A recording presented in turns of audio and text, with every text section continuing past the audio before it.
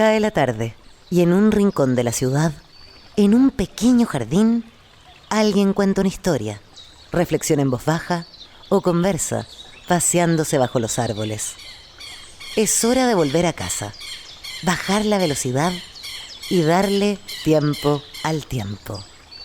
Christian Warnken nos abre la verja de su jardín para que respiremos aire puro y oxigenemos el espíritu. En Pauta, aquí comienza Desde el Jardín. Una presentación de Fundación Irarrázaval, desde 1920, al servicio de la educación, humanismo y técnica. Lo esencial de toda exploración será volver al propio jardín y ver las cosas por primera vez, decía el poeta T.S. Eliot.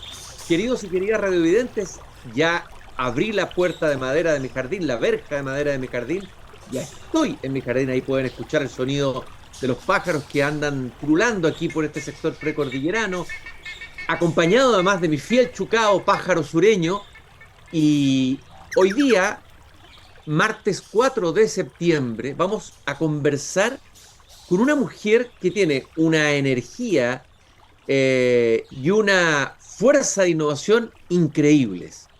Yo la invité para cargarme de esa energía y ojalá contaminarme de esa capacidad innovadora. Ella se define a sí misma como una mamá inventora, giro sin tornillos, solucionadora de problemas, conferencista internacional, mentora de emprendimientos, conductora de radio, apasionada por la innovación social, la tecnología, etcétera. Ella es viñamarina y innovó y creó algo absolutamente, una creación muy interesante que debiera enorgullecerlos como chilenos en el campo de innovación. Es líder del proyecto que crea un sistema que permite enviar mensajes de emergencias a la población afectada por un desastre natural, incluso cuando no hay internet o redes sociales. ¿Cómo se hace eso? No me piden a mí que lo explique, me suena a magia, pero aquí tenemos a la maga, a la inventora en nuestro jardín esta tarde, Barbarita Lara, con nosotros. Ella es ingeniera de ejecución en informática de la Universidad Técnica Federico Santa María. Barbarita, gracias por haberte dado el tiempo de venir caminando hasta este pequeño jardín. Oye, qué rico tomarse el tiempo para caminar y conversar de las cosas que nos gustan y conocer también al talento chileno. Gracias por invitarme y ojalá que te pueda dar un poco esta energía que sí, de hecho en un ratito tengo que ir viajando a Ñuble para poder también convidarle esta energía a estudiantes de la región de Ñuble y contarle lo que estamos haciendo en innovación tecnológica porque no solamente hemos creado el proyecto CIE, sino que seguimos trabajando y ahora específicamente estoy con un proyecto que tiene que ver con la detección de cardiopatías congénitas de forma prenatal con inteligencia artificial, ya que mi hijo nació con una cardiopatía congénita que no fue detectada y obviamente él es el milagro y el motor que me tiene acá trabajando para hacer tecnología.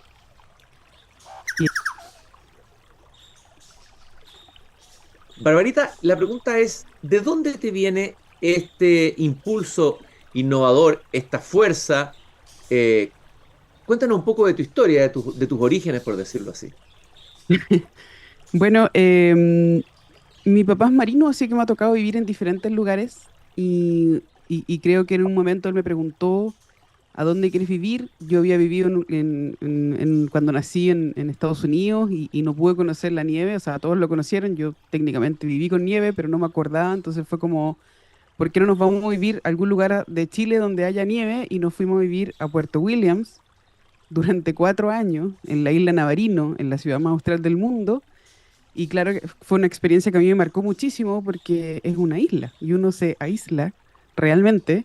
No hay teléfono, no hay internet, no hay comunicación para nada, pero sí hay una conexión con la naturaleza increíble. Por eso me gusta que estemos caminando por el jardín, porque pasa eso. El patio de tu casa es el bosque de Magallanes. El patio de tu casa tú ves animales salvajes, conoces el coihue de Magallanes, la lenga, el ñirre, puedes comer calafates y que crecen así al lado tuyo. Entonces todo eso me impactó profundamente y me dieron ganas de conocer qué era esto, o sea, cómo yo puedo sobrevivir en el bosque, qué es esta madera tan dura que tengo, cuál es el nombre científico del coihue de Magallanes, Nothofagus betuloide, nunca se me va a olvidar. Y todos esos procesos que tuve que vivir en la isla para mí fueron de mucho valor y ojalá que todos los niños pudieran experimentar, niños y niñas obviamente, experimentar este tipo de situaciones, pero no es así. Muchas veces estamos rodeados de una ciudad enorme que no nos permite tampoco conocer cómo nuestro cuerpo reacciona cuando hay una problemática, como sobrevivir en el bosque. Y fue por eso que de alguna manera yo desarrollé esta habilidad de ser como prepper o supervivencia. Mi papá me preparó como un G.I. Joe, o sea, como para sobrevivir en el bosque y para que no me pasara nada malo.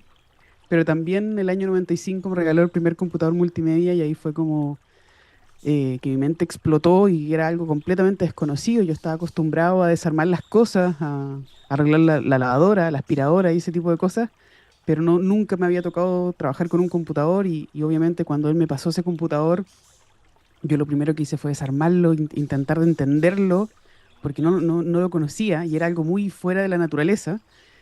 Yo era un ser vagual, la verdad, bien salvaje para mis decisiones, pero eso me cambió la vida. Cuando pude armar ese computador de vuelta, sentí tanta satisfacción personal, así como logré este desafío que era tan grande y que no tenía, que nadie me ayudó, lo pude hacer sola, eso me empoderó muchísimo como prototipo. Así le llamo yo en mi libro, en Hack Yourself, que es mi libro que salió hace poquito, en mayo, donde hablo de esto, de los prototipos empoderados que se pueden empoderar aprendiendo de la tecnología y aprender haciendo, metiendo manos. Y así fue como me conecté con el mundo de la informática. Pero específicamente a dónde viene esto, yo creo que mis papás son una mezcla rara entre un marino y una mujer emprendedora, artesana y loca que siempre quisieron lo mejor y siempre nos dijeron que podíamos ser los mejores donde fuéramos que estuviéramos, pero que como primera generación universitaria teníamos que sacarnos la mugre para conseguir lo que quisiéramos. Y aquí estamos, creo que no lo hicieron tan mal.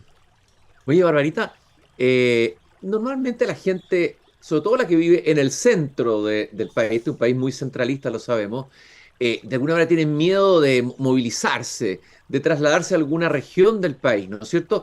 Y se piensa que para darle la mejor educación, para asegurar lo mejor, pero hay que quedarse ahí en el centro. Y el peligro puede estar ahí, justamente, de quedarse en el centro. La gente que vive en los extremos del país, como tú viviste en un extremo del país, en condiciones más extremas, más de, entre comillas, desfavorables, es gente que tiene un empuje, una capacidad de invención, no le está todo dado y además tiene ese contacto impresionante con la naturaleza que es una gran escuela. Por lo tanto, habría que tomar nota de tu historia. Creo que uno debiera tomar nota como padre y dejar de ser manejado por estos miedos que nos llevan a buscar lo seguro pensando que eso es lo que va a traer buenos resultados. No sé qué te parece.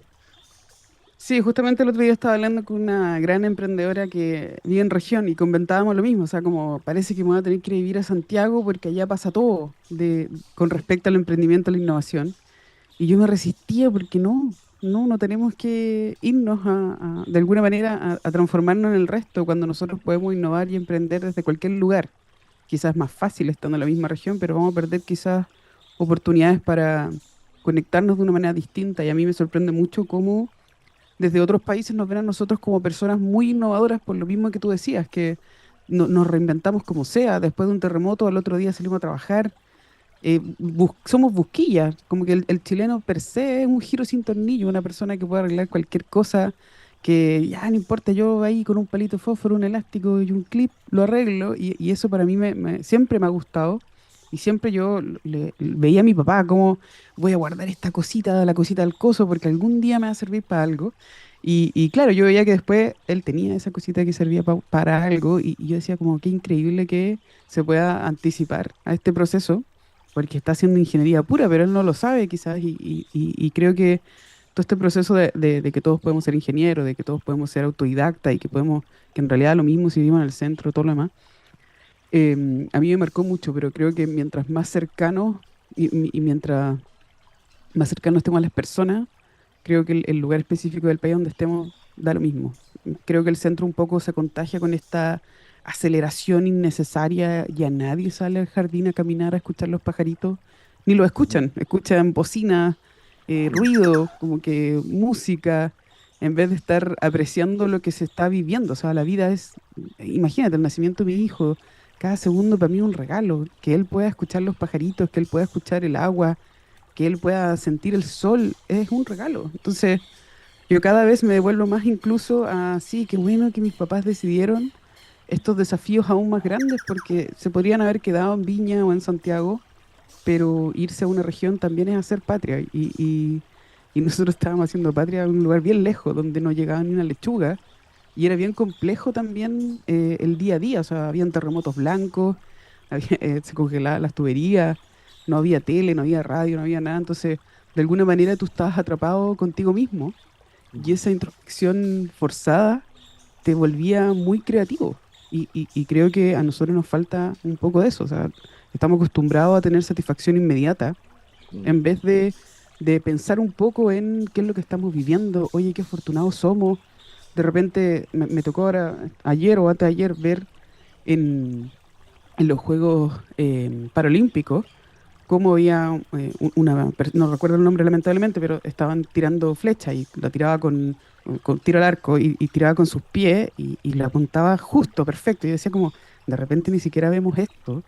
Qué bueno que lo visibilicen para uno también darse cuenta que no somos nada. O sea, como que nos estamos quejando por tonteras y muchas veces esto de incluso caminar por el jardín es algo que deberíamos regalarlo a nosotros mismos todos los días y no lo hacemos porque estamos ocupados atendiendo un WhatsApp o leyendo algo, alguna estupidez en TikTok, que yo igual lo hago, pero intento también volver a esa instancia de la conexión con la naturaleza, de estoy aquí en Viña porque puedo ver el mar. Aquí si ustedes vieran, mi terraza es ver todo Viña del Mar y Valparaíso y no lo cambio por nada. Y aunque me demore 2 horas en llegar a un aeropuerto y desplazarme y sea todo complejo, yo creo que no lo voy a cambiar porque en región hay talento. Lamentablemente no necesariamente hay oportunidades. Y nosotros como somos creadores de oportunidades también. Y tenemos que dársela al futuro talento, a los niños. Y por eso me doy el tiempo de viajar a la región y mostrarle a los niños que sí pueden y que da lo mismo, que estén en una región o muy lejos del centro, que lo importante es el talento, lo importante son sus ganas y que si quieren cambiar el mundo desde el fin del mundo lo pueden hacer.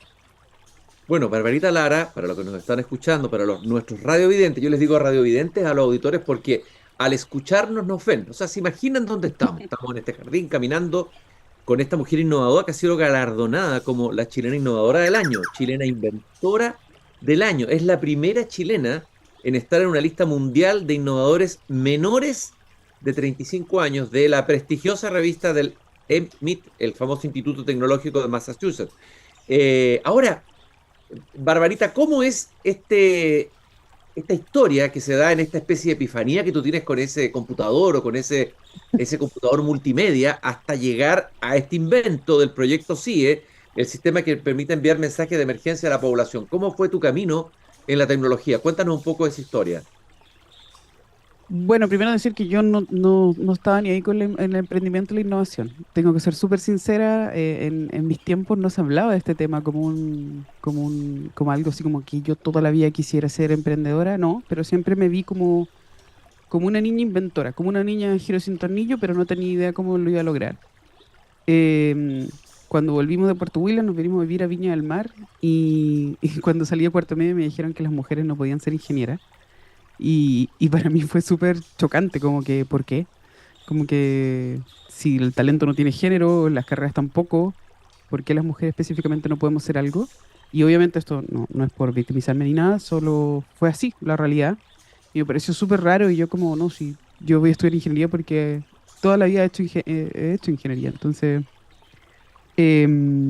me metí a estudiar ingeniería de hecho y ahí conocí al amor de mi vida, a mi esposo, y nos enamoramos tanto que quedé embarazada, así que seguí estudiando un tiempo y tuve que congelar porque tuve que literal parir, así como tener a mi hijo. Mm.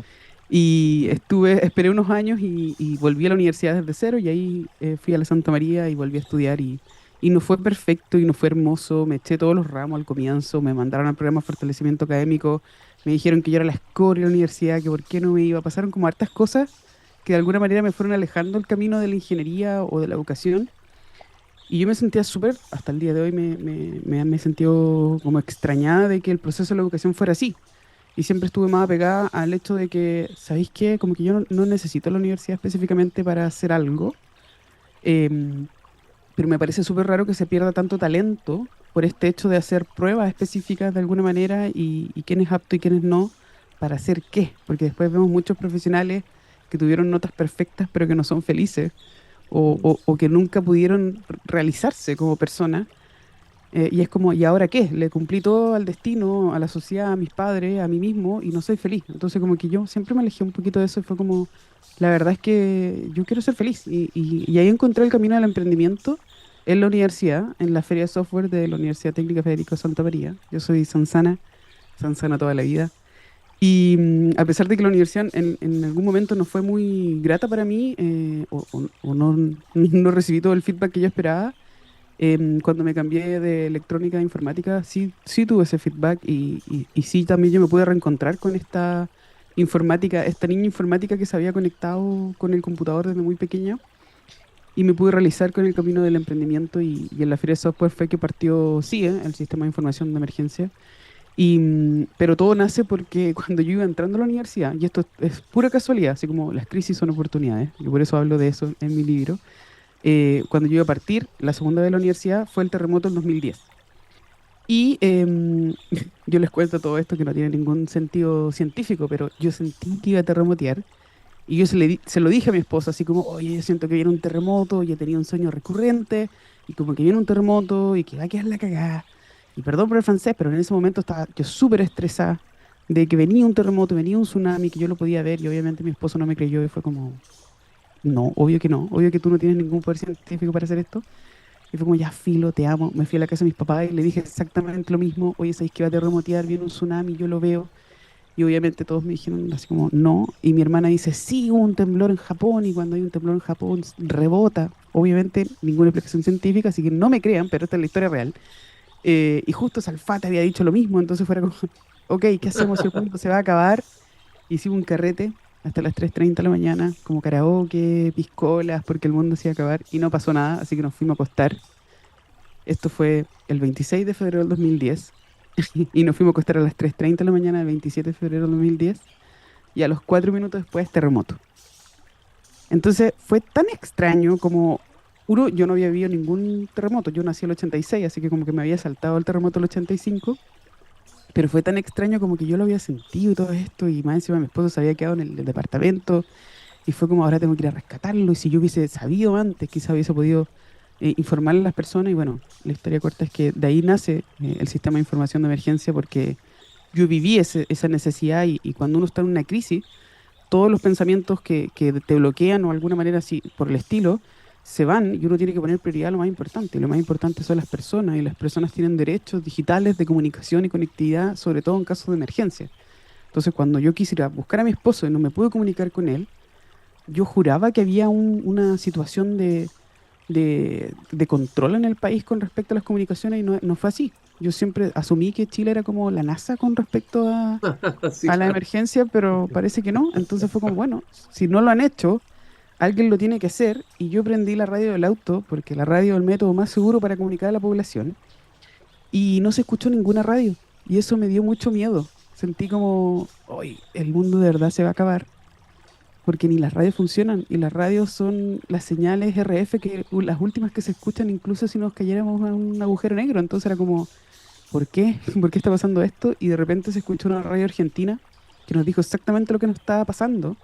Y ahí viene el momento como eureka y fue como, eh, en una radio de Mendoza, recuerdo, yo estaba aquí en Viña del Mar y dice que hubo un terremoto en tal lugar de Chile, que 8.8, y dije, oh, qué bacán, el espectro electromagnético de Chile bajó, entonces nosotros podemos recibir las ondas del otro lado de la cordillera. ¿Y qué pasa si yo hago un sistema de información de emergencia que me permite comunicar a la población afectada por un desastre, incluso aunque no haya internet ni redes móviles, ocupando el audio como frecuencia de codificación de datos? Y fue todo ese momento fue el momento de creación, pero me demoré 5 años en volver a retomarlo porque estaba estudiando, estaba haciendo otra cosa. Y ahí fue como nació, de ahí nace específicamente la idea de hacer CIE para ir a rescatar a mi esposo, la verdad. Pero, porque lo amo. Pero, Bueno, pero de la alguna verdad, manera, por todo lo que estás contando tú, lo que tú viviste en Puerto Williams fue clave para esto. Es decir, en Puerto Williams sí, vivías permanentemente, por decirlo así, en situaciones de emergencia donde faltaban cosas, escaseaban, con un cierto desamparo. Y algo parecido estabas viviendo aquí. Y de alguna manera, cuando me contabas esto de la comunicación por las ondas de radio, esa forma de comunicación tal vez sea la forma de comunicación del futuro, si es que llegara a caerse todo, porque hay quienes han pensado que podría venir esa suerte de apocalipsis no sé cómo llamarlo, digital o informático, y que se caiga todo. ¿Qué pasaría ese día en el mundo si se caen todos los sistemas? ¿No? ¿Qué forma de comunicación queda? Salvo comunicarse por humo, digamos, ¿ah? Por señales de humo. Oye, Tal vez este sea la futura forma de comunicación. de todas maneras, nosotros siempre hemos pensado en sistemas de backup, porque como tú dices, en algún momento los sistemas que hoy en día funcionan, como el CMAS-WEA, que así se llama el sistema Wireless Emergency Alert, que manda mensajes de texto cuando hay un problema acá en Chile, pero lamentablemente ocupa antenas de celular, entonces cuando se cae la antena de celulares nosotros no podemos recibir esos mensajes de emergencia. Entonces ahí dependemos mucho de los radioaficionados, de las mismas radios que se puedan comunicar y que entreguen mensajes de emergencia. Aún no se entiende cómo la Senapred, en este caso, no tenga activados los sistemas de emergencia funcionando por las radios cuando tienen la capacidad de hacerlo.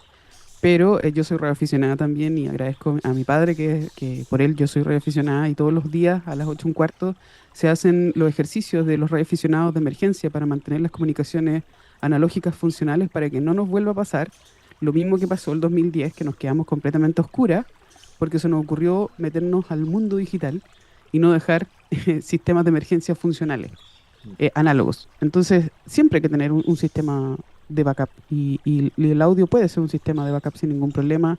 Las mismas transferencias, la conectividad, por ejemplo, con redes mesh también funcionan y nosotros como país deberíamos estar súper preocupados de que cualquier cosa que exista, tenerla, porque lamentablemente en Chile ocurren muchos desastres y por eso también a nosotros nos reconocen como seres muy resilientes, porque a pesar de que hay un terremoto al año, un gran incendio, no hay ningún problema en que nosotros nos volvamos a levantar. Y específicamente en Viña, el 2 de febrero hubo un incendio gigante, que ustedes se recuerdan, se cayeron 137 antenas de telefonía y nos quedamos todos sin comunicación y sin un sistema de emergencia. Entonces, siempre hay que buscar alguna manera de mantenernos conectados y yo agradezco mucho esta experiencia de efectivamente estar en una isla y agradecer y quizás valorar mucho más la conectividad y estar muy pendiente porque yo me iba al bosque pero me iba con una radio y me iba comunicando con los militares y si había alguien por ahí en caso de emergencia. Yo sabía que había algún tipo de comunicación para no perdernos en el bosque. Entonces como que siempre pensando en esto, pero yo creo que las crisis son oportunidades también para darnos cuenta de la importancia de diferentes cosas, como estar conectados, de estar vivos, de que nuestro corazón lata, de diferentes cosas. Y bueno, años después de ser reconocida a nivel mundial, nace mi hijo y yo juraba también que en Chile para el 2020 existía la tecnología capaz de detectar cualquier malformación congénita, porque yo fui mamá después de 15 años, entonces yo juraba que en 15 años se habían creado muchos tipos de soluciones para poder estar tranquilos. Y claro, me di cuenta que hay mucha tecnología nueva y mucho acceso a información y diferentes cosas. Em, pero cuando me doy cuenta de que a pesar de que yo me hice todas las ecografías y que invertimos mucho en poder estar tranquilos y bajar el nivel de incertidumbre, cuando nació mi hijo nos dijeron felicidades, que está todo súper bien, y 9 horas después nos dijeron que iba a fallecer. Y eso para mí me trajo de nuevo a este mundo o sea, es lo peor que te puede pasar, o sea, que te digan que tu hijo se va a fallecer. Es terrible, pero yo decía de nuevo como, ¿por qué no estamos preparados si hay tantos datos, hay tanta tecnología? ¿Podríamos hacer algún sistema para poder detectar cardiopatías congénitas? Nosotros ni siquiera teníamos idea que tenía un problema del corazón, no sabíamos nada. Como, nos quedamos ahí completamente helados, llorando, pidiéndole a Dios una oportunidad, algo. Y después nos dijeron que tenía un problema del corazón gravísimo y que si no pasaba la noche con un medicamento iba a fallecer. Entonces se demoraron 15 días en poder saber exactamente lo que tenía y estuvo en la UCI y a los 15 días lo operaron a corazón abierto, le arreglaron su corazón, arreglaron sus dos cardiopatías severas y gracias a Dios en este momento de estar en la casa leseando y saltando por ahí.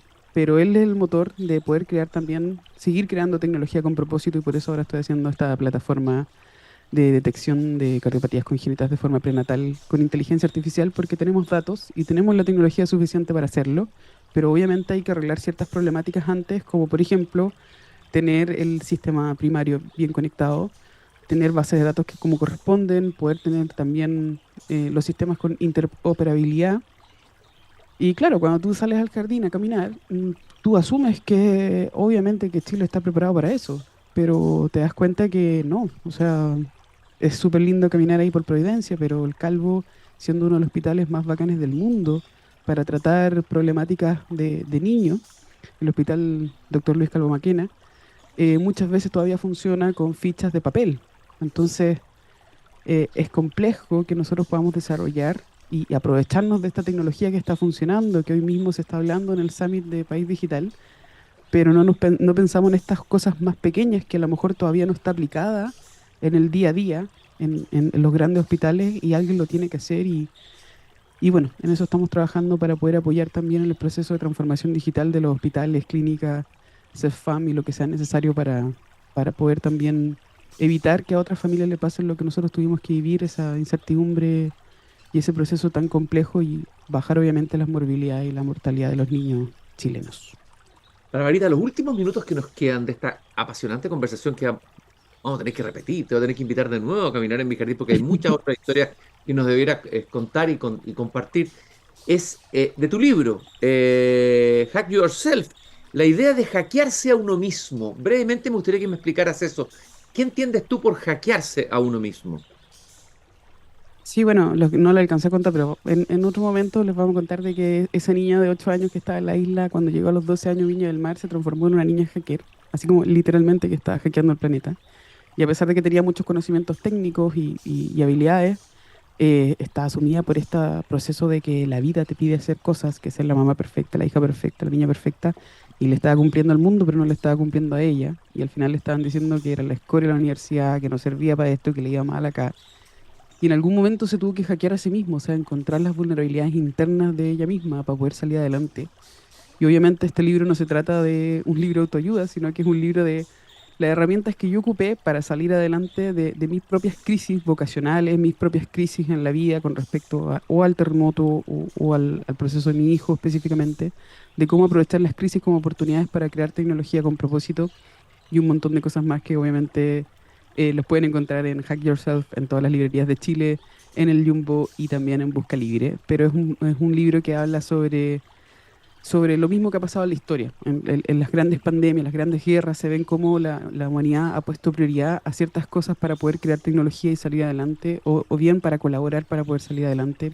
Y yo creo que este libro habla mucho de eso, de que las crisis son oportunidades para crecer, para aprender, para reinventarse, y que si es necesario hackearse uno mismo las veces que sea necesario para poder buscar tu propósito y ser feliz, es lo que hay que hacer. Así que los invito bueno, a seguirme en Barbarita Lara M y también leer el libro Hack Yourself para que ojalá que les guste, que se sorprendan y que vean que da lo mismo si vives en regiones, que una niña común y corriente, da lo mismo su realidad socioeconómica, puede llegar a lo más alto de la innovación tecnológica y puede tener una estación en el metro de Londres con su nombre, donde también se reconocieron a los íconos de la ingeniería más grandes del mundo, como Leonardo da Vinci, Ada Lovelace. También hay un chileno de región, es mujer y soy yo, y está ahí en la estación Hillingdon, en el metro de Londres. Así que cuando vayan a Londres, no olviden de pasar por esa estación y rendirle un homenaje a Barbarita Lara, investigadora, codificadora, emprendedora social, ingeniera de ejecución, innovadora, creadora del proyecto CIE, y que además nos está invitando a hackearnos a nosotros mismos. Esa es la tarea que nos queda pendiente. Nunca es tarde para hackearse uno mismo y volver a empezar. Barbarita, muchas gracias por esta conversación. Mucho éxito en todos tus proyectos y estoy seguro que te vamos a ver en algún momento como ministra de Ciencia, Innovación y Tecnología. Necesitamos a alguien así en ese cargo, alguien como tú, de todas maneras. Muchas Muy gracias por esta feliz. conversación aquí en Desde el Jardín. Que estés muy bien.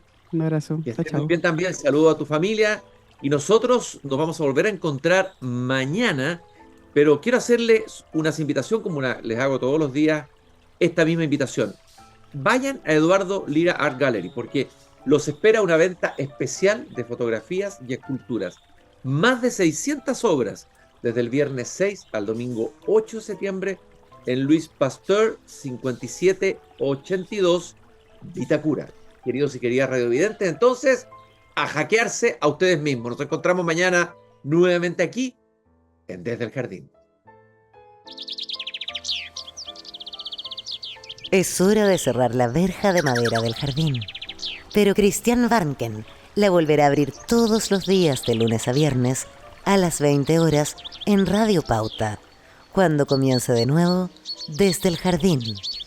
Una presentación de Fundación Irarrázaval, desde 1920 al servicio de la educación, humanismo y técnica.